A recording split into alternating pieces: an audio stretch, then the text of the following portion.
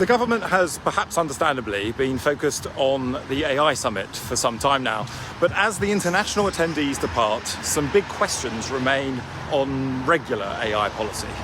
One question in particular is whether to implement a text and data mining exemption. Now stay with me, I'll explain.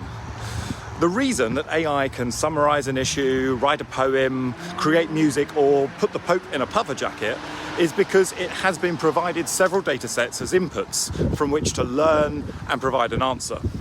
The data that is mined could include newspaper articles, pictures, research papers, books, and web pages.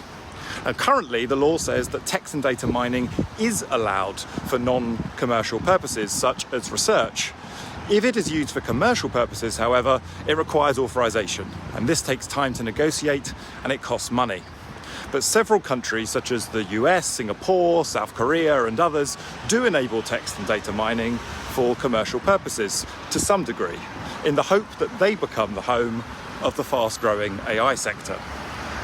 In the race to become an AI superpower, the government said in June last year that it has decided to introduce a new copyright and database exception, which allows TDM for any purpose and does not allow rights holders to opt out.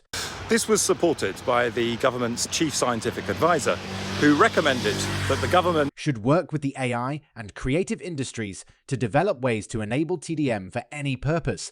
But this sparked outrage from the creative sector, who felt that they would not be getting fair payment for their works, which would be used to inspire AI systems and enable AI companies to make money on the backs of their creativity. In response to this campaign, the government then said that we will not be proceeding with these. And so the government convened a working group and said that the Intellectual Property Office will produce a code of practice by the summer. It's now winter, and there is no sign of the code or hope that a policy agreement can be reached.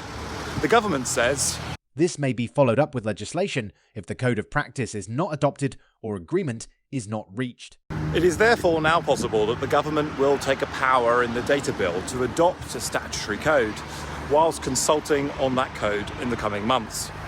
But it's also possible that this process drags on and stalls in the run-up to an election, because while this AI-loving Prime Minister is likely to be sympathetic to the initial policy, the wrath of the newspaper industry in an election year could yet trumple.